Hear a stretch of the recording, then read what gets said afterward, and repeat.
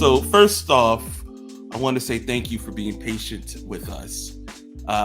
It is flu season, and your boy caught a pretty bad flu, and not afterwards, my wife caught the flu, and so it's been one of those weeks. Well, it's been the last 2 weeks have been terrible.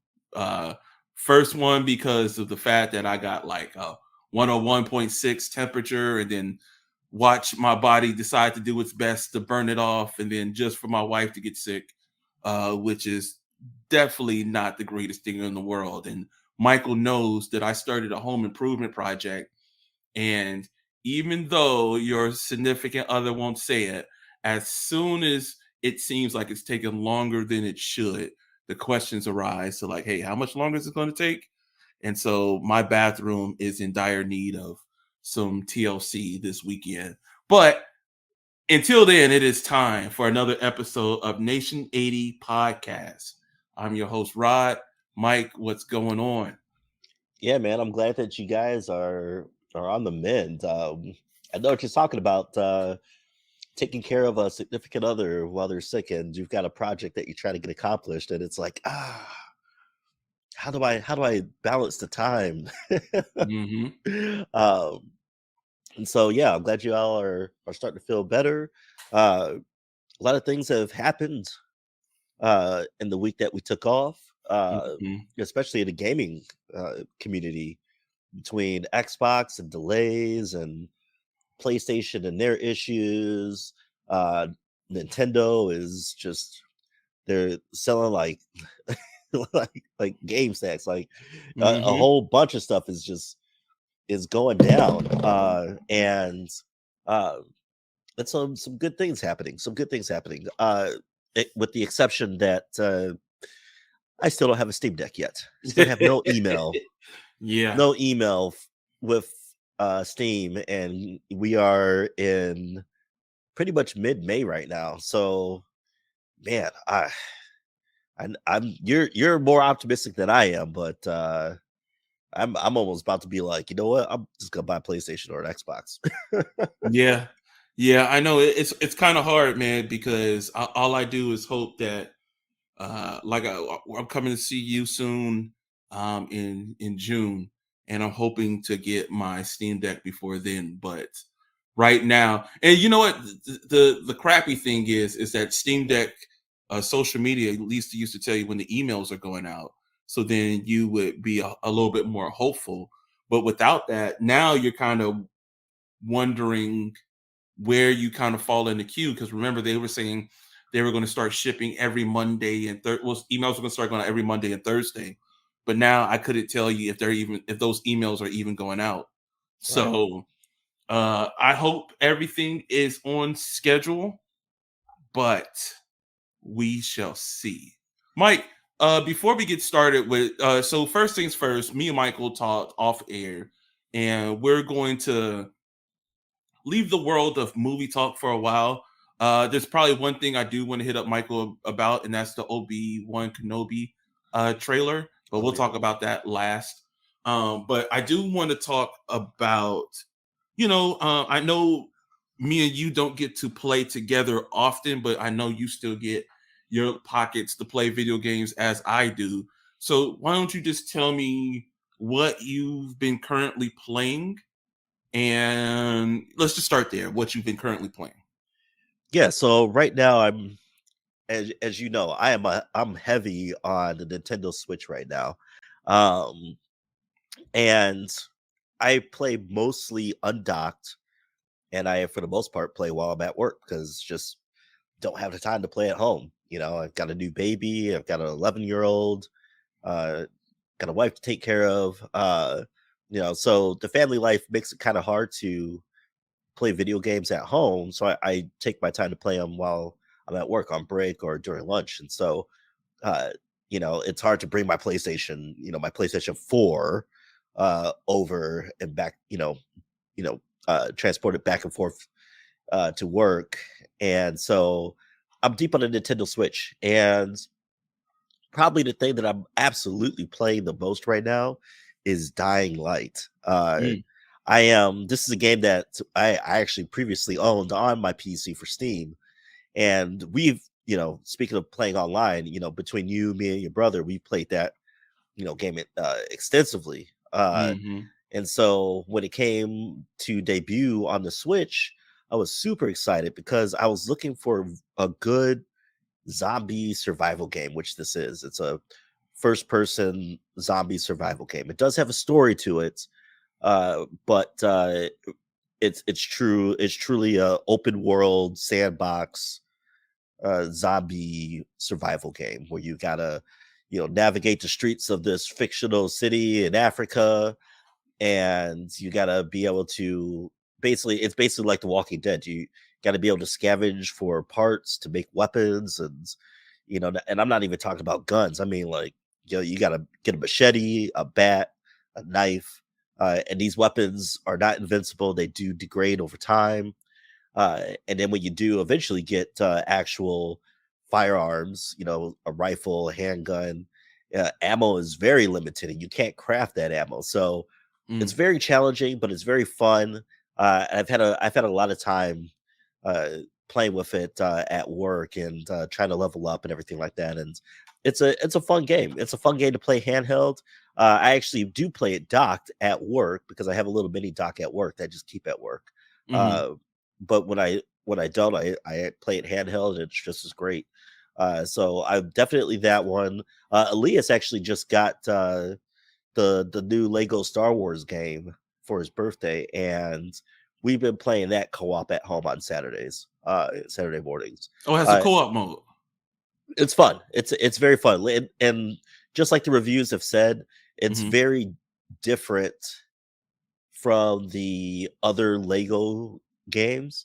I mean, it looks like a Lego game, but it could have been made by the same creators of the latest Star Wars game, and that's what you would have thought it was. Like, it's just that good. And so they're taking you through. So it's the Skywalker saga. So it's going through all 9 chapters basically.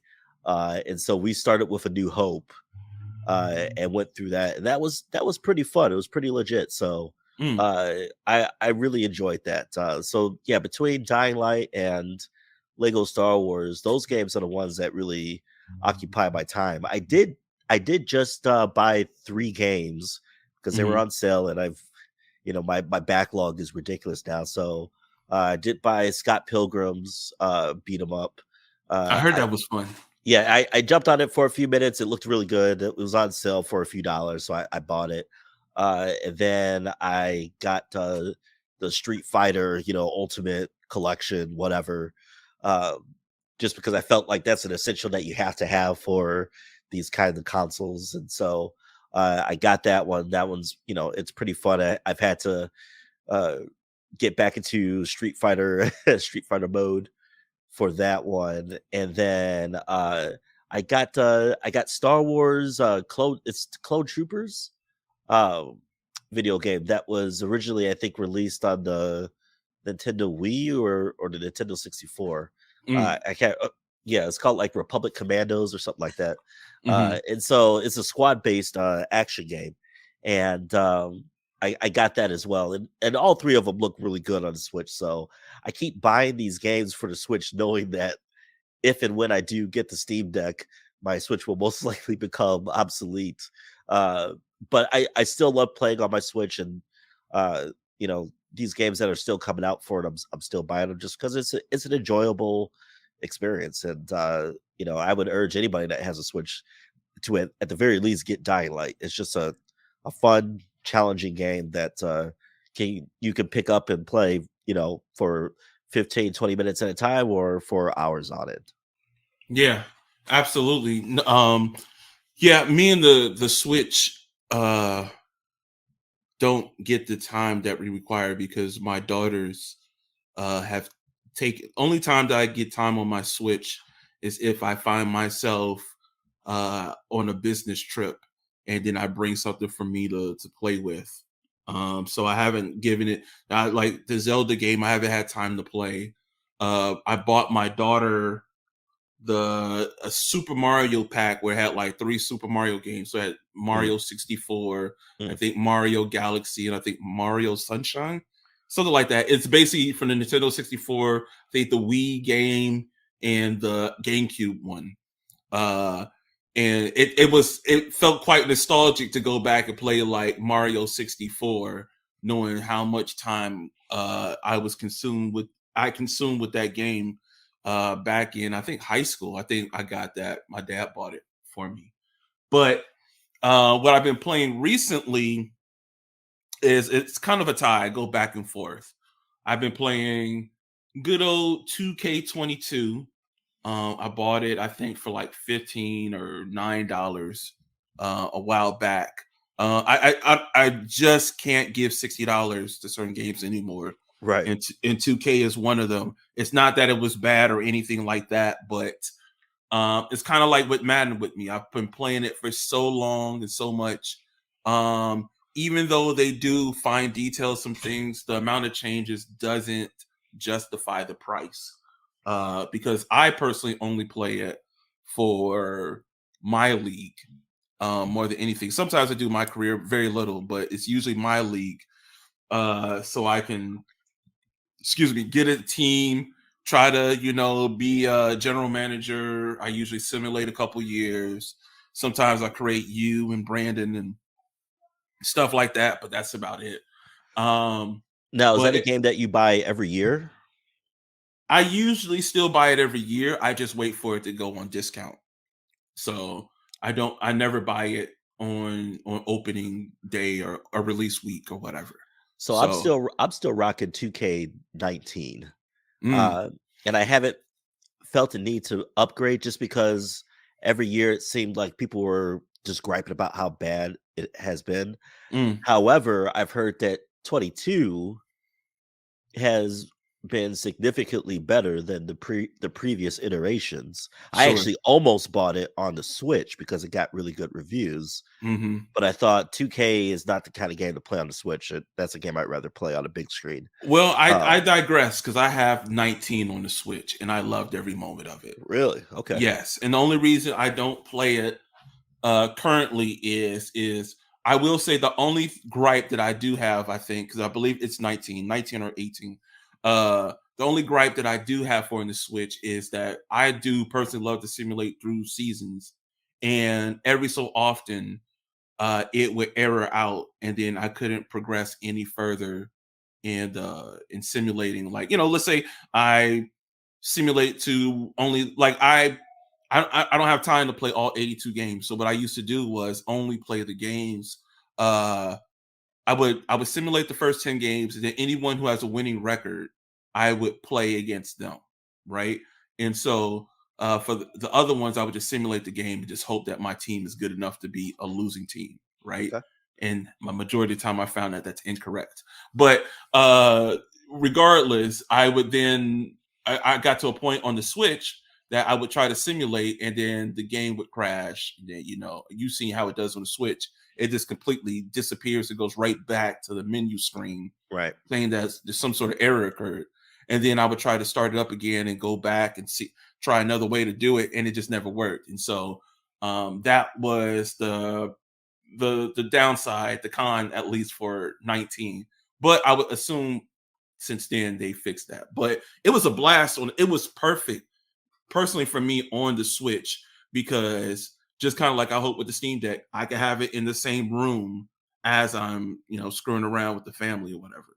So it was great. But other than that, than 2K, I will say that 2K22 is way better than the ones I've since 21, 20, and maybe 19 is the last good one for me personally. Okay. So yeah, the other ones just didn't either the shooting mechanics or what I want from my league, I wasn't too happy with.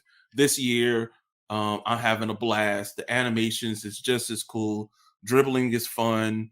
I don't play on the hardest of all levels, but the levels I do play, the NBA, the AI is smart. They don't do everything right, of course, but they're smarter than what they used to be. So Now, is that I played love on the your challenge. PC or on your PlayStation? Oh, I don't have a PlayStation anymore. I got rid of Oh, that okay. years All ago. right. So All right. I have it on the PC and on Steam. Yeah. So when my Steam Deck comes, I can't wait to play 2K on my Steam Deck. And so the only other thing I'm playing right now is Elden Ring. And Elden Ring's been out for about 2 months now, I think. Maybe don't 3 months now. I don't get to play it every day, but that game is hard, but by far one of the funnest games I've played in a really long time.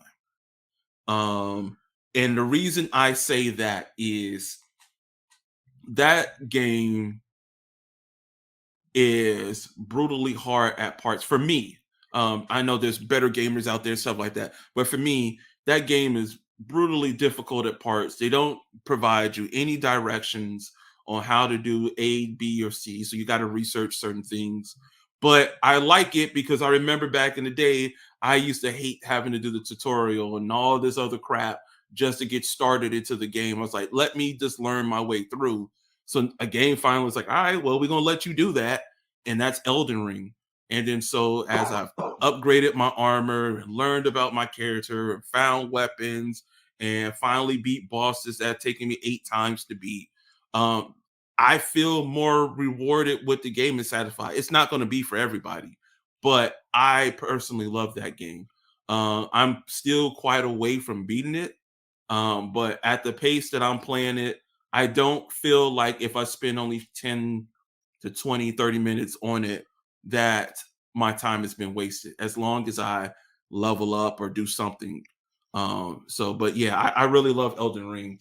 And I can't wait for that to get on my Steam Deck because I see the videos of people playing it on their Steam Deck. So I'm super excited to check that out as well. So, Yeah, I feel like I'm the only person that hasn't played that game because it's so wildly popular and it's done so well. Uh, mhm, but I almost refuse to buy it because I know I can't really spend the time to play it. mm, I can, if so you have you have an actual gaming PC, correct? Like you built a gaming PC, correct? yep. Okay. So I have a gaming laptop from Lenovo. Mhm, Um and even though it's a laptop, it's hard for me to ferry that between home and work and home again. mhm, Uh Mostly because Lenovo is famously popular for having these nice gaming laptops, but these ridiculously sized power bricks. mm. Um, Oh yeah, I remember. and because you and I used to have the same. Uh, I can't even think which model it was. It was a Uh, Lenovo. it's like Oh a my goodness. Y something. Yeah, Y310 or something. Yeah, and so Mhm. the brick on that was ridiculous. I still have mine. I know yours has been decommissioned. I Uh, just threw it away like 2 weeks ago. oh, okay. Yeah, Yeah, but I still yeah. have mine. It Uh-huh. still works. But the brick on it is just huge. And even though I have a newer generation Lenovo, the brick is just as big. Mm, Um, Even though my laptop is way smaller than the one that we had, the brick is still huge. And so I find it hard to bring it to work and then pack it up, because especially if I'm only going to be playing on it for you know 45 minutes to an hour, depending on how my day is going. I mhm, just find it hard to do that, and then trying to find a time to do it at home. Mostly, if I play video games at home, uh it's really only just 2K. yeah, Because yeah. I don't have to get involved into a story. Mhm. Well, I the just cool pick up thing, a new game and just go. so even though there is a story to Elden Ring, you don't really get involved in the story. You're by it's kind of weird to explain it as I'm saying it to somebody, but there is a story involved, but they basically just like, hey, yeah, while there's a story, go fight, and we'll just update you on a quick part, and then go back and fight some more. But it's not very story driven in the sense that you gotta watch a whole lot of CGI cutscenes and stuff like that, right?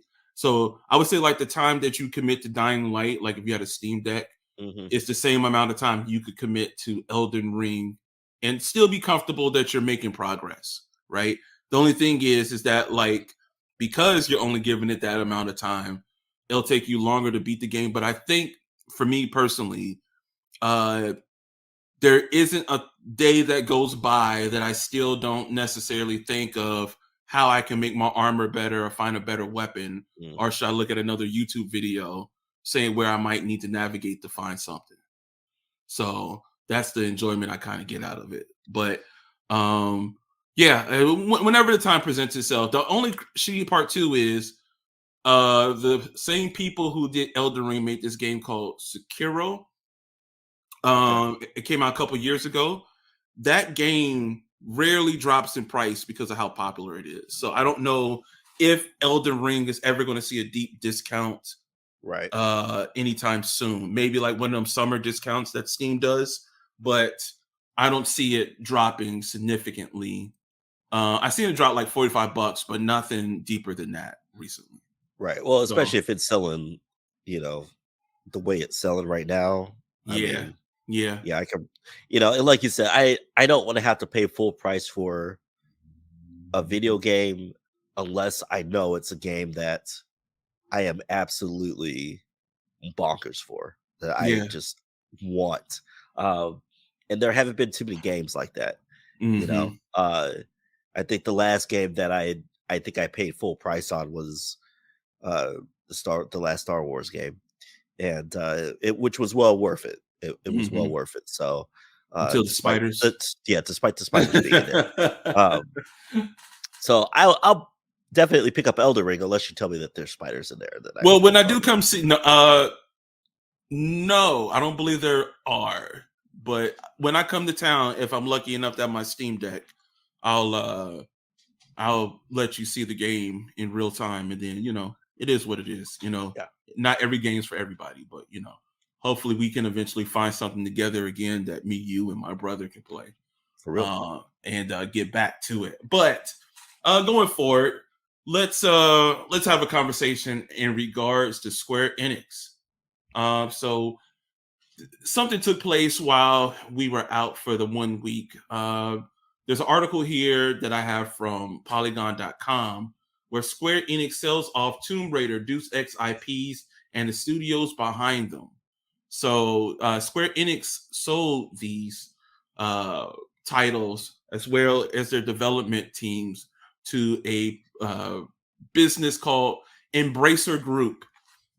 Excuse me. And what makes Embracer Group so interesting is they kind of got their hands in everything. So they're a Sweden-based group that owns publishing and development studios, Gearbox Software, THQ Nordic, Saber Interactive, Koch Media, Deep Silver, and Coffee Stain Studios. Embracer has also expanded beyond video games to acquire comic book publisher Dark Horse and tabletop game publisher Asmodee. I hope I said that right. Embracer will have more than 14,000 employees and 10,000 game developers and 124 internal studios when the deal closes. And Square Enix sold this to Embracer Group for $300 million. And so what makes this kind of interesting is, for number one, let's go deeper into this. Square Enix says the sale of its studios and IP will establish a more efficient allocation of resources and enable the launch of new businesses by moving forward with investment in fields including blockchain, AI, and the cloud. So what that kind of says to me is that they don't consider gaming to be their top business anymore. Going deeper into this, in a news release announcing the sale, Embracer Group said that it was impressed by the studio's rich portfolio of original IPs, namely Tomb Raider and Deus Ex, which have sold a combined 100 million units, and saw compelling opportunities to organically grow the studios to maximize their commercial opportunities. So again, what makes this interesting, and Embracer Group said it is, Tomb Raider and Deus Ex sells money like gangbusters. So to kind of get rid of some things in your catalog like that is kind of shocking. And they got rid of all. There's some IPs that people are excited that were also given to an Embracer Group that they're hoping now can be re-released. But funny enough, and I'm not gonna go too deep in it because I don't really want to talk about Marvel today. one of the things that they did sell to Embracer Group was Marvel's Guardians of the Galaxy and the Avengers games. And from my understanding from other articles, didn't sell well or as intended that Square Enix thought it was going to do.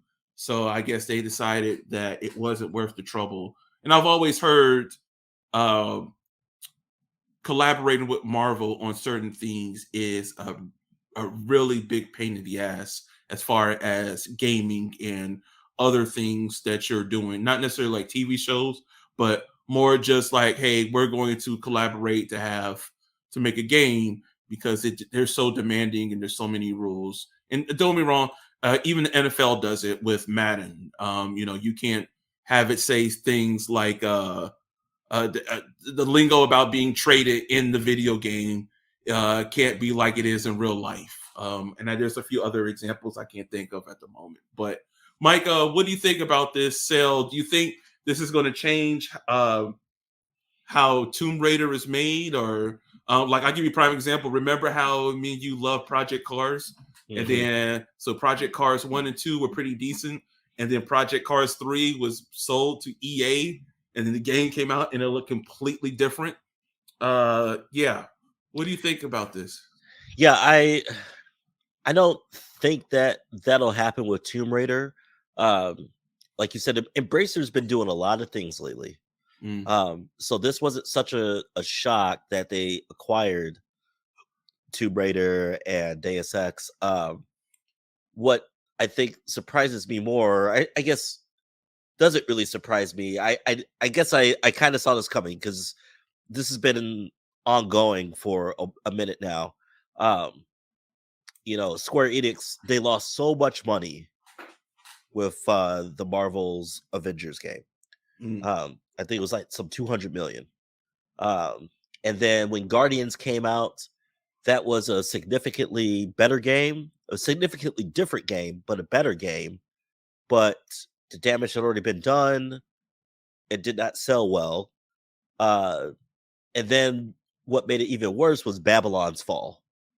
And Babylon's Fall is what really, really screwed Square Enix over. Can you refresh my memory? I don't remember Babylon's Fall. What was that? So it was basically meant to be like a Destiny type game. Okay. And it was executed so poorly. Now it's out on Steam. And I think when it initially debuted, you had all these hundreds of thousands of players online playing this game. Mm-hmm. I think as of now, I should say as of now, because I haven't looked this up. Mm-hmm. But the last time I read about this a few weeks ago, there are less than 100 people on this game. Wow. Okay.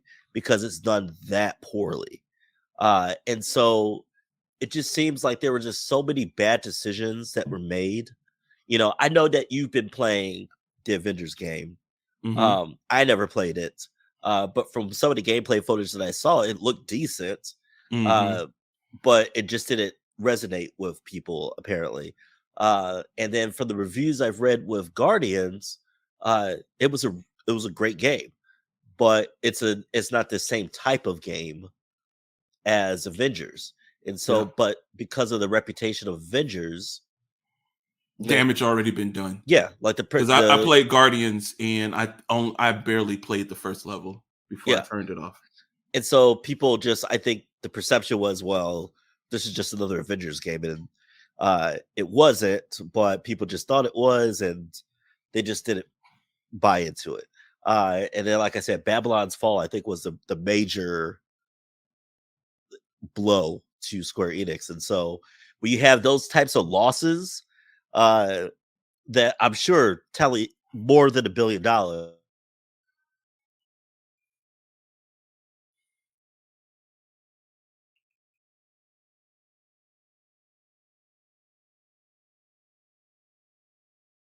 It's kind of like when Marvel was going through what do you get rid of?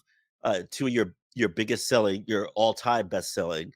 I won't say biggest selling now because they haven't done anything now, but your all-time best selling, IPs and Deus Ex and Tomb Raider, you got to get rid of those in order to survive, and tell, oh yeah, we're just restructuring and we're being more proficient with this and that and blah blah blah blah blah.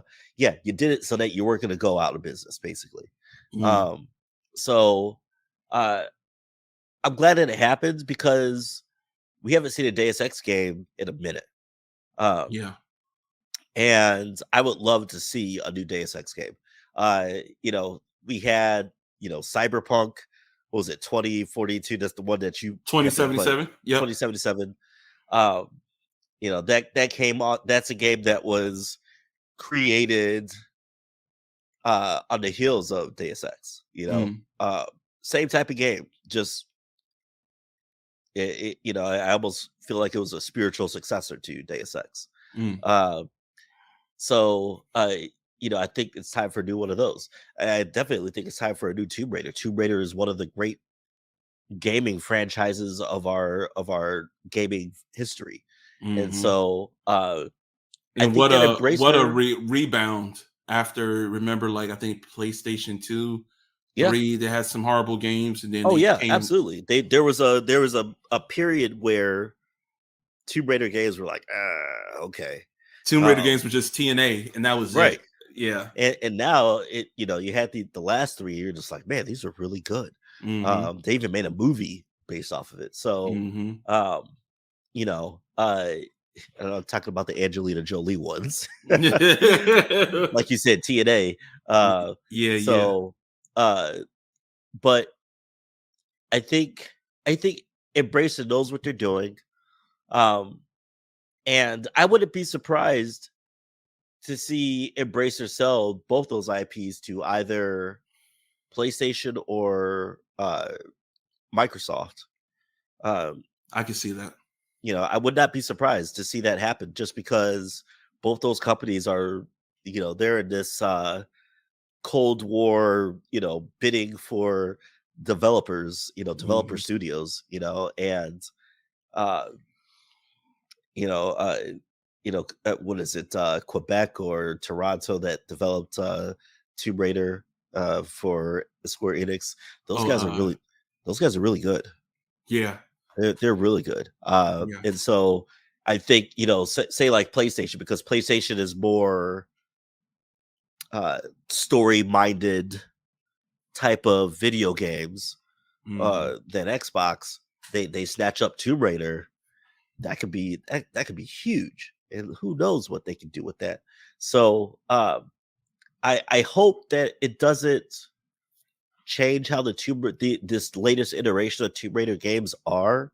But I think it's too early to tell, because there hasn't been any game announcements for Tomb Raider or for Deus Ex. So I think it's too early to tell like what'll happen, but I hope that dream, that origin, that spirit of this last iteration of Tomb Raider games is maintained, and we get something phenomenal next. Yeah, I agree. You know what? I'm hoping some way, somehow, game developing red tape is a bit cleared up by these studios working more with PlayStation, but that's a pipe dream, or even Xbox for that matter. And then I'm also concerned a bit that, let's say, Embracer Group keeps them, or keeps these studios and doesn't butcher them or whatever. What is the priority for them, right? Because they're in a different range of things. Are they going to do something now where they're like, hey, well, we do have Dark Horse properties now, so let's take these Dark Horse properties and turn it into video games, which would be kind of cool. But I don't know how well that translates to things, or vice versa. You have these games, you might make a Tomb Raider book now, and the Tomb Raider book, comes from the video game, which is under your same umbrella. There's a lot of different ways to go about that, but I really don't know Embracer Group's business sense like that, because some stuff you look at, it's like I don't know if you heard about this, but like a year ago, the Hasbro toy company bought freaking Death Row Records catalog. And you're just like, you're asking yourself, like, what are you going to do with that? And what they did was they did eventually turn around and sell it to Snoop Dogg and to his investment group, right? Which is crazy in its own sense, like going full circle. But it's, all that stuff stayed on the shelf and kind of in a limbo until they worked all that stuff out. So, there's that bit of concern there too. So, it's just like I can't wait to see the blueprint for what they want to establish going forward. Well, You I know. think that's what I'm kind of like envisioning. Like, okay, you've got all this stuff that Embracer Group has purchased. Mm-hmm. Um, and then do they just sell it to somebody else? Like a Microsoft, like a PlayStation? Because Mm-hmm. I kind of see that happening. So, because right now, both these companies are scrambling to, Get put content. out games Mm-hmm. for their new generation of console, because right now there's not too much. Microsoft is more in trouble than PlayStation, but um, there aren't too many first party games out for either generation right now. Mm-hmm. And as the chip shortage continues, at least for the next few years, it looks like, uh, you know, the mass amount of people aren't going to have any of these next generation systems for the next couple of years. And so, PlayStation and Microsoft are, I feel like they're scrambling to, okay, if we can't get systems out, let's at least get these games out. And hopefully by the time we can get more systems out when the chip shortage is discontinued, and we can produce more units, people will have a whole, a better picture of, okay, what system do they want to get? Do they want to get Xbox or do they want to get PlayStation? This is what the first party, exclusive games are. So I don't know. We'll see. We'll see. Yeah, absolutely. It's going to be one of those things that yeah, like you said, the way to see approach, and I'm excited. It's not like I got an Xbox or a PlayStation right now, but I hope they really do put some emphasis into the PC, because I do love Tomb Raider on the PC. It's one of my favorite games. I still haven't beaten the rest of the trilogy, but I do need to eventually go back and knock that out. Anyway, moving forward, let's talk sales for a little bit. Again, I have an article here from The Verge, and we're talking about sales for game consoles that took place in March. After Xbox Series X S topped the US sales chart for game consoles in March, based solely on how much money they brought in, things turned back to usual during April, according to stats announced today by the NPD. The PlayStation 5 led April in dollar sales, aligned with what we saw as retailers seem to have more of the consoles in stock last month than for most of 2022. It is followed by the Xbox platform, then the Nintendo.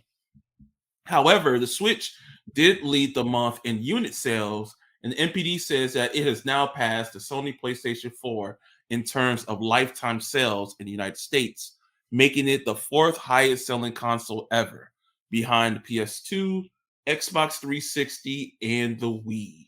Other notable hit continues to be Elden Ring, which sold enough games in April to hit number 2 on the list behind Lego Star Wars: The Skywalker Saga.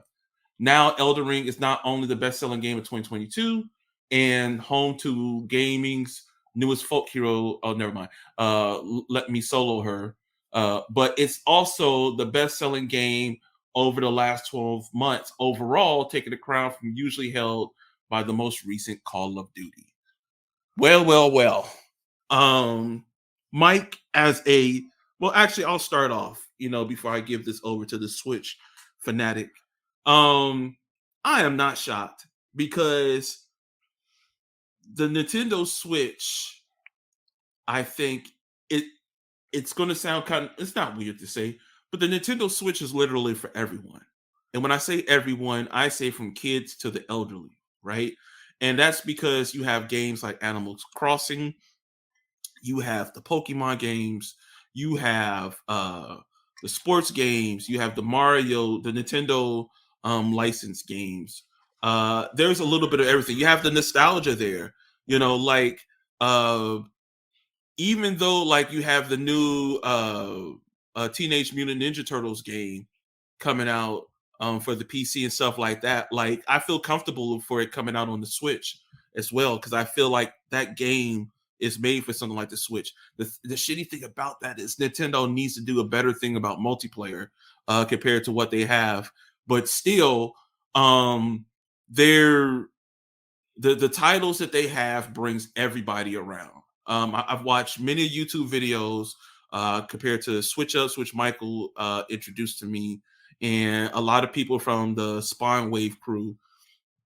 Even this elderly lady based out of the UK who plays random Japanese RPGs because it helps her keep her mind exercised and she overall enjoys the games and things of that nature. So it doesn't really shock me seeing where the Nintendo Switch is on this list.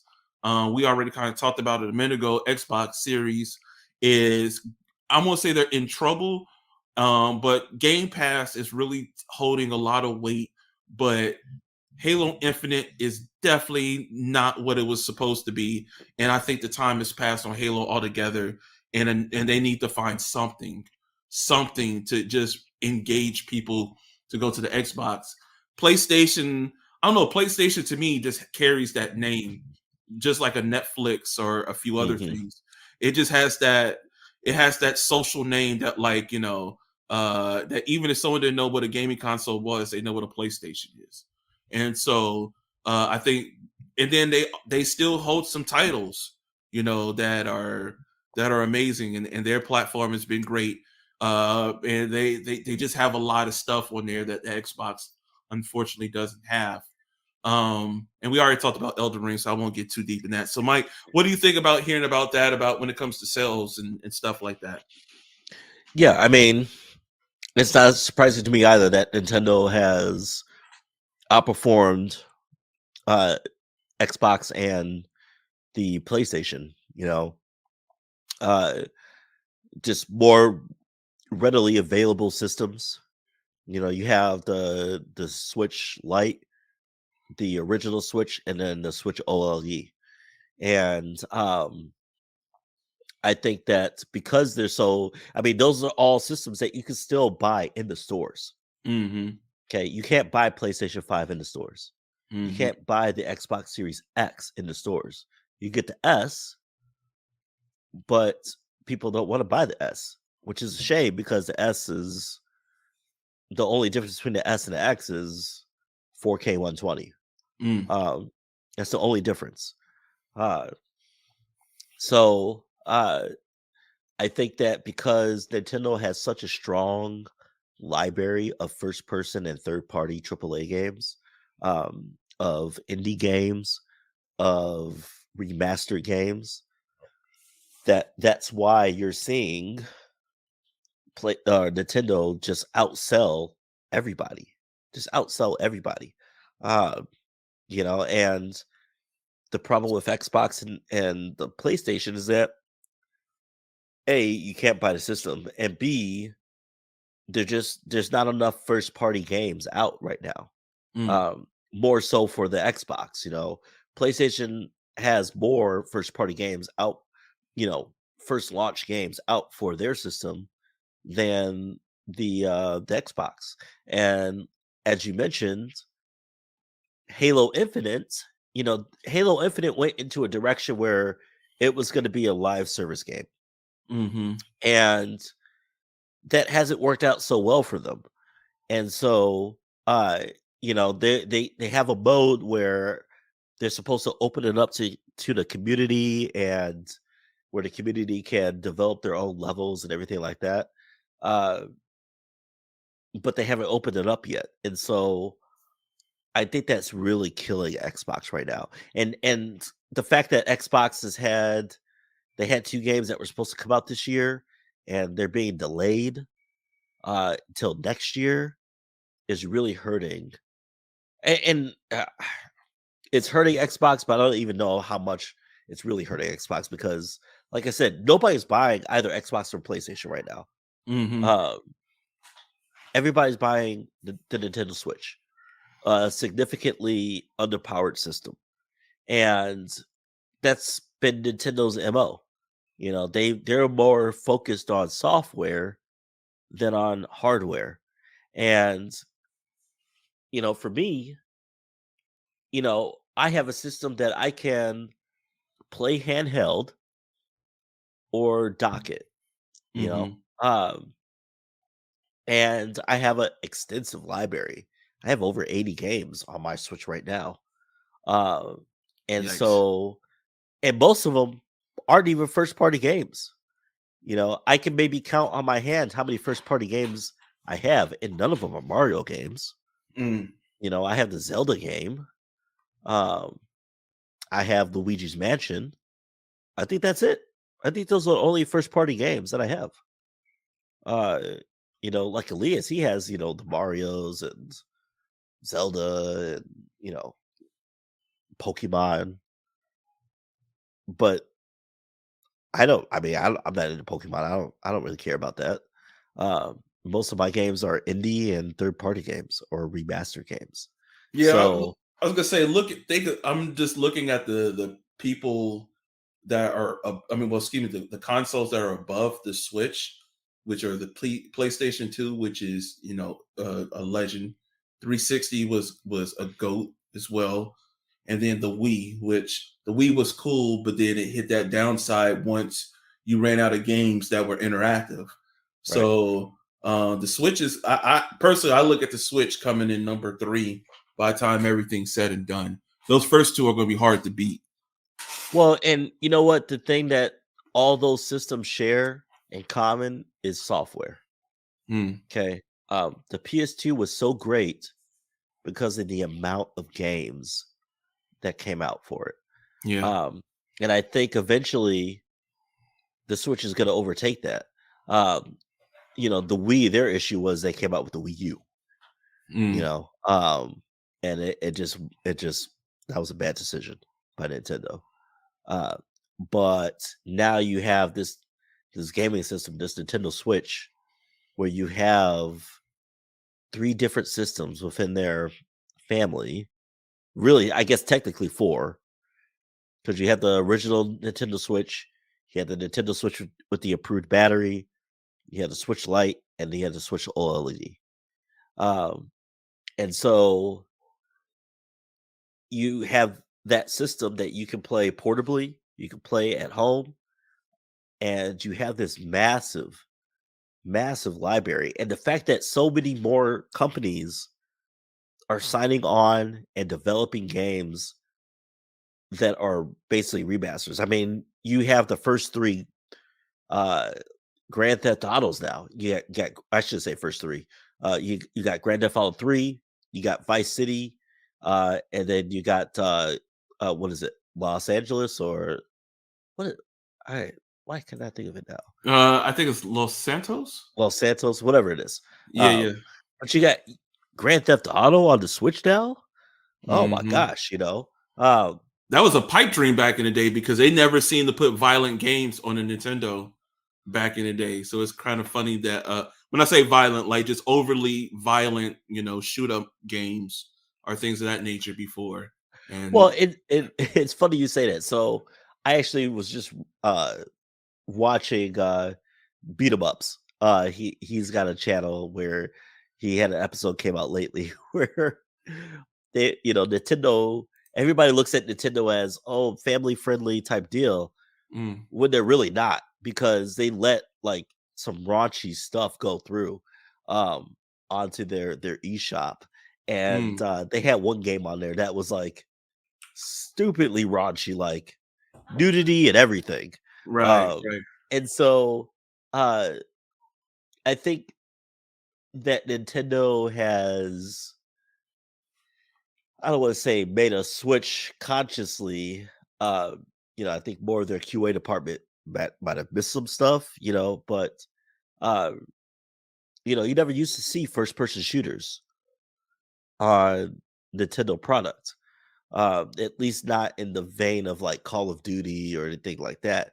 You had like Golden Eye, whatever, some of those games. But now there's so many different types of first person shooters, third party wise at least, that are just amazing. Dying Light, is a very gory game. Doom. The new Mm, Doom games, all the new Doom games are on the Switch. Uh, and even the Aliens game, horror game is on the Switch. mhm. And so they all run very well. And so and I'll even put in Witcher. Witcher is not a game that you would ever think should be on the Switch content wise, because it's got some raunchy scenes in it. Um, and so I think that the sheer volume of software that you can get with the Nintendo Switch has helped it to sell so many units. Uh, and not even just the third party. I mean, first party, like you said, Animal Crossing uh, became Yeah, wildly popular during a pandemic. Uh, yeah. I never played it. I don't think that's a game I will ever play. Mhm. But that new generation of people, the millennials, whatever you want to call them, they got addicted to that thing. They got straight addicted to that game. And I ain't all gonna of a hold sudden, you, man. If you knew the amount of elderly and I guess you can say middle age who love that game more than kids, you'd be shocked. right. But it's not even just kids. I mean, like the 20-year-olds, they Well, no, bought that thing I up think like I GameStop. guess what I'm saying is like, for example, that like compared to like the first person shooters, a lot of people like in their 50s and 60s got into Animal Crossing. Oh yeah, absolutely. Yeah. Absolutely. Absolutely.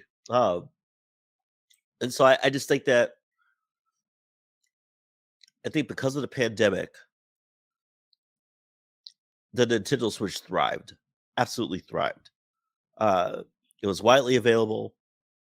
You weren't experiencing this chip shortage like the PlayStation and the Xbox were experiencing. Because the Switch is basically a souped up Android tablet. Hmm. Uh, not this crazy complicated gaming system that you get with the Xbox and the PlayStation. You know, so no, I'm not too surprised uh, Yeah. with how much they've sold, um, and I can see one day that they'll sell more than the PlayStation do. Yeah. Hmm. Ooh, that's an interesting one. I'm curious. I don't know what the numbers are, so I don't know how far they're away, but that'd be interesting to see.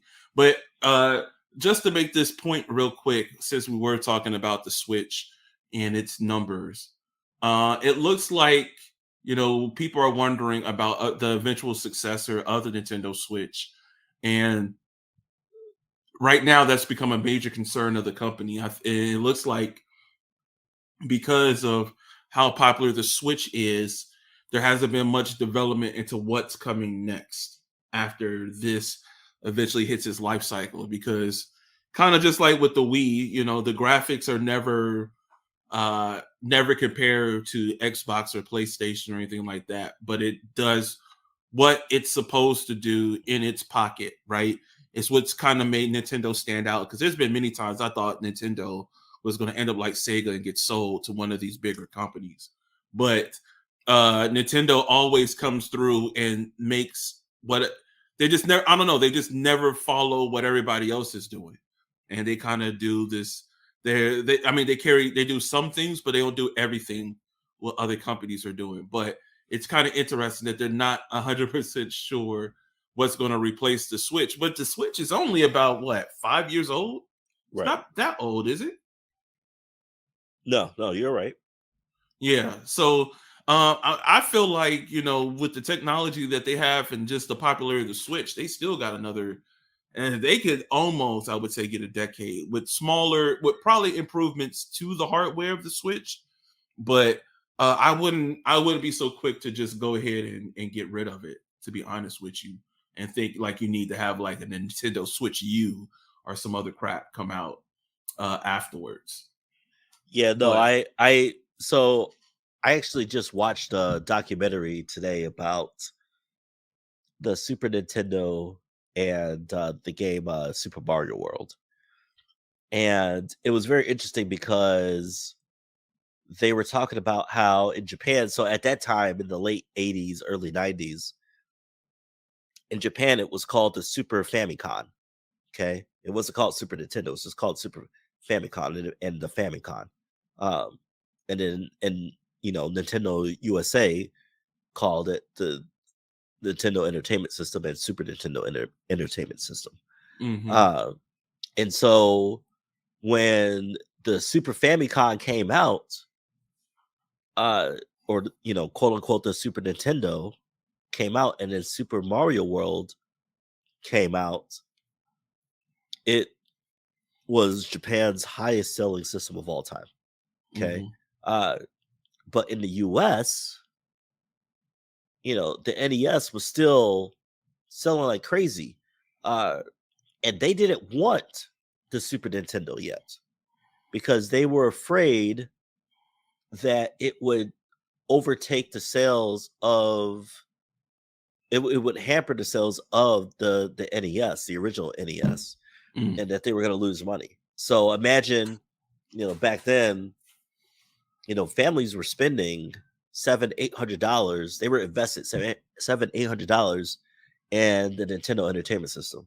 And then so now you got the Super Nintendo coming out, and families didn't want to invest into it because they had already spent it $700-800. And families were like, look, nah, man, we're not paying this kind of money for a new system Mm-hmm. when we can't sell this other system, So it was very interesting to hear them talk about, Nintendo America, talk about their strategy. And they only brought over the Super Famicom or the Super Nintendo over to the US because of leaks. Okay. You got to remind yourself, back in the day, they didn't have internet back then where everybody knew what was going on everywhere in the world. And so most people in the US had no idea that Japan had already had the Super Nintendo out for a year. They already had it out for a year. Already had Super Mario for a year. And so by the time I think it was Electronic Gaming Monthly was the magazine. Oh yeah, OG magazine right there. Yeah. And they're the ones that were like, they had the pipeline to Japan. And so they kept publishing all the stuff. And so it basically pressured Nintendo of America to bring out the 16-bit game console, because that was the same time that Sega was coming out. And so when I watch that and I think about today in that news about Nintendo, I don't know. Nintendo is not in a rush. Okay. They've never been the company to be like, we got to have the greatest hardware. Okay. Their whole thing is all about software and the games that they put out. That's what they feel like people want more than all this greatest graphics and this and that. And so will we see a new generation of Nintendo's systems? Yeah, but it's going to be years. I honestly think it's going to be years. We might get an announcement in a couple of years, and then a couple of years after that, we might have a system.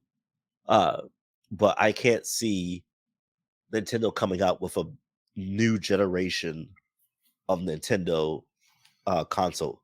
I can see them coming out with another Switch. They might make so right now we have a OLED Switch. Yeah. Okay.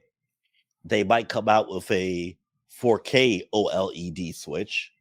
But just and that's what their MO has been.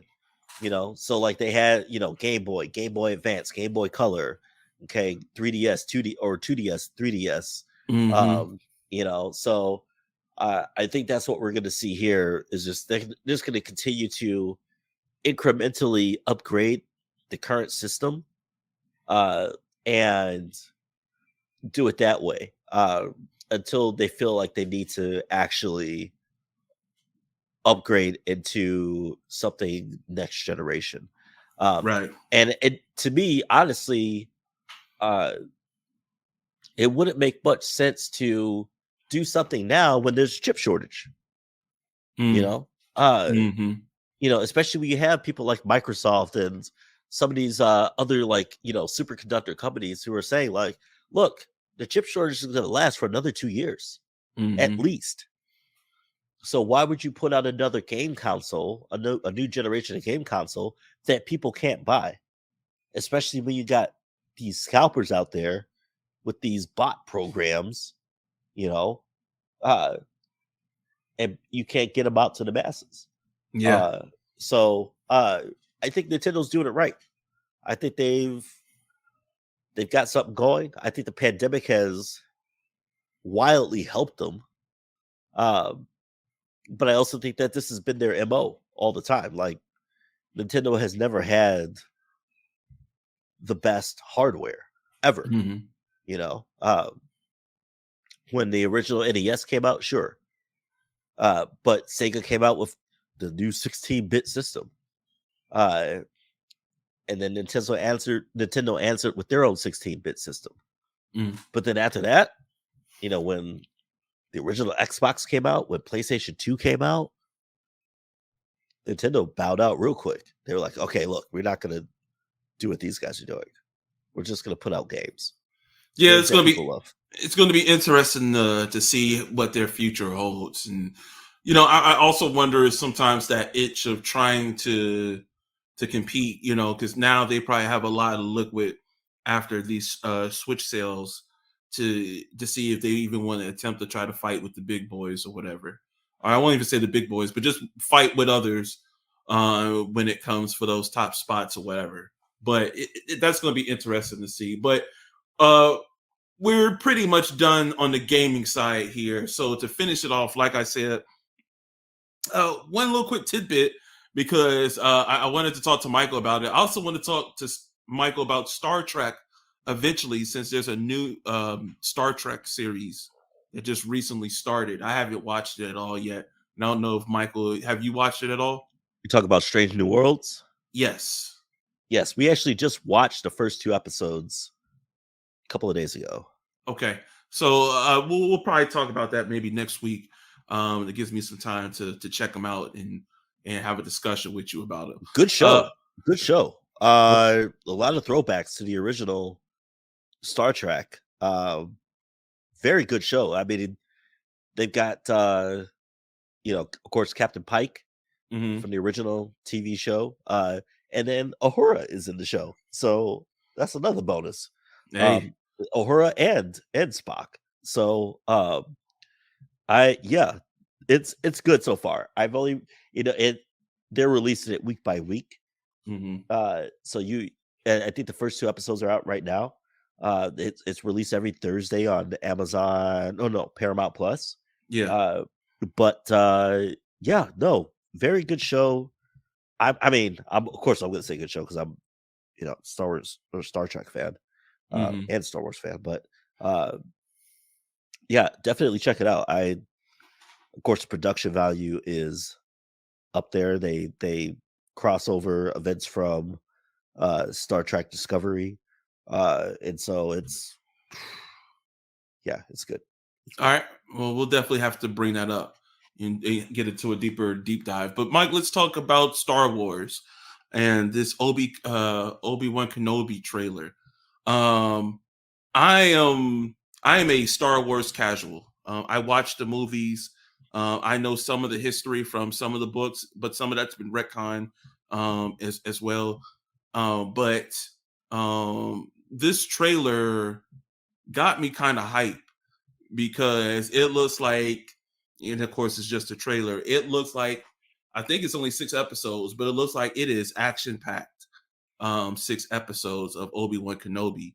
And if there's one thing that I have a bit of a gripe with some of, whether Star Wars or something like that, even though I am definitely a fan when it comes to having story, sometimes I feel like for the sake of budget and stuff like that, everyone always has a boring episode of some sort, but I could be mistaken. Mike, so what do you think? No, I think the show looks great. It is only a 6-part series. I would not expect this series to last more than just a 6-part series. Uh, this is really just a telling of what's happening with Obi-Wan between episode 3 and episode 4. And really, if you've, for those out there that have been watching Star Wars Clone Wars and Star Wars Rebels, you got a really great sense of what's going down here. So you had Star Wars Clone Wars, which dealt with the first 3 episodes, uh, more in depth and more of what the movie should have been like. Uh, and then you have Star Wars Rebels, which really led up into the aftermath of episode 3 and before episode 4. And so basically the rise of the empire. And so and I guess you could throw in Star Wars Bad Batch in there as well.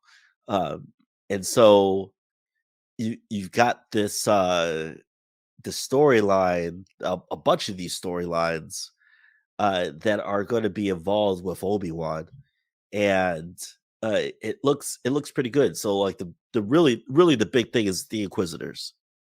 Okay, if you've watched Star Wars Rebels, you know who they are.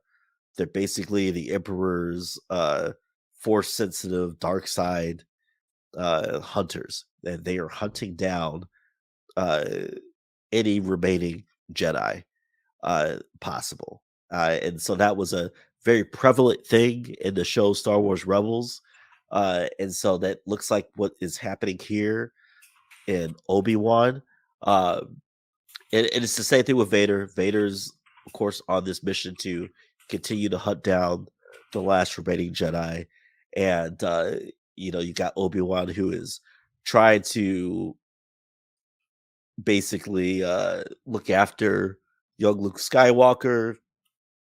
Of course, Owen Lars from the original Star Wars movies, the original first 3 episodes of Star Wars movies, has given a lot of grief to Obi-Wan, saying like, "Yo, stay away." And Obi-Wan saying, "No, I can train him." And oh, you trained him like you trained Skywalker? Yeah, Like, I saw that too. That was kind of like I crazy. was like, "Ooh, sick bird, bro." And so, uh, it's gonna be very, very interesting. Um, I think this is one of those. I think this is one of those prequels. Like, so you had like the Han Solo prequel, the movie, right? Hmm. Um, and it was a good movie, but at the end of it, you're kind of like, okay, so what was the point? Uh, is it going to lead to anything else? And it didn't, which was unfortunate. Uh, I think with this, it's going to lead into some of the other Star Wars shows. So the Mandalorian, and then the show with Ahsoka Tano in there. And I think what you're going to see is that it's not just about Obi-Wan. It's about maybe some other Jedi that were able to escape. Hmm.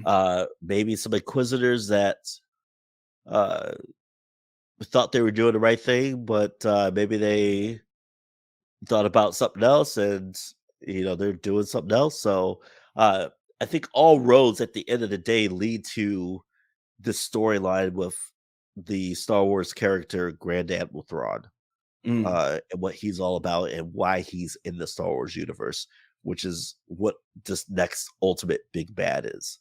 Uh, and so I think that's what you're kind of leading into. I Like I said, from all accounts, this is a 6-part miniseries. Right. They are. I already see that they're compared to like do with some of the Marvel shows. They're already like, hey, this is a limited series. Okay. Yeah, this is not going to be a season 1. It's going to be, Yeah. yeah, it's a 6-part miniseries, and I think it's going to very subtly lead you into some other stuff down the road. Yeah. So I would urge people to. I don't think you're going to see Darth Maul in here, uh, because Obi-Wan has already killed him off in the Star Wars Rebels show, Hmm. which was one of the most dope scenes I've Hmm. ever seen. Uh, and so I think what you're going to see is a very subtle uh, leading into the future Star Wars TV shows. Sure. And I'm excited for it. I think it's a conclusion to the Obi-Wan storyline, especially if you've watched Clone Wars and you've watched Rebels. I think that this is very fitting closure to that. The guy that developed he's basically been the Kevin, I can't think of his name, but he's basically been the Kevin Feige of the Star Wars TV shows. He's done a phenomenal job, just a phenomenal job. And I think what you're going to see is a lot of those storylines tied up and wrapped up nice and neat. And so I'm excited. I'm excited for the show. I think it's going to be very good. Dave Filoni, that's his name. He's like the Kevin Feige of the Star Wars verse for the TV shows. And so I think it's going to be really, really good. I'm excited to see it. I'm excited to see what these Inquisitors, the main Inquisitor is the guy who played Agent 47 in the Hitman movie. Not the one with not Timothy Oliphant, but the other. No, not him. The other cat. Yeah. And so I think it's going to be good. Hayden Christensen is playing Darth Vader again. So I'm curious to see what that's going to look like. But I think it's good, man. I think it's going to be real good. I'm excited for the show. Yeah, I'm looking forward to it. It's one of those I'm going to be watching. I think my family's tapped out when it comes to Star Wars. As long as there's not a baby Yoda in it, they don't care. So I know I'll be watching it in my spare time. So I'm looking forward to that. But we'll re-engage that once the show airs as well. And eventually we'll talk about Moon Knight. We'll eventually talk about Doctor Strange and the Multiverse of Madness when the time comes. I still haven't seen it yet. I don't believe you have either, Mike. No. Yeah, we'll get to it. But unfortunately, it's that time again for us to say goodbye. And I'm just going to tell you, hey, keep your imagination up. It's hard out here, man. So sometimes it's good to just get away, get yourself into a good book, some awesome visuals. Movies is now becoming a viable option again. Enjoy yourself. And until then, we'll see you again for another episode of the Nation80 Podcast. See you next time.